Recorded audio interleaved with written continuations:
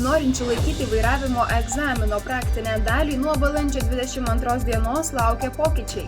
Tikimasi, kad taip egzaminus vertinti bus paprasčiau, o būsimiesiems vairuotojams bus aiškesni vertinimo kriterijai.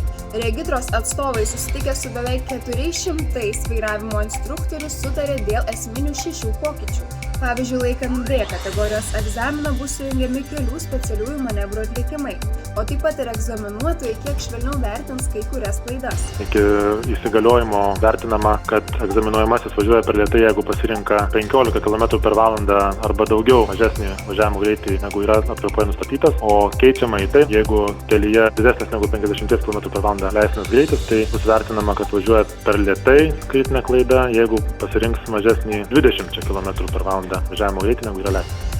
Tikimės, jog šie pakeitimai padės būsimiems vairuotojams išlaikyti vairavimo egzaminą, o patys būkime atsargūs ir saugūs kelyje.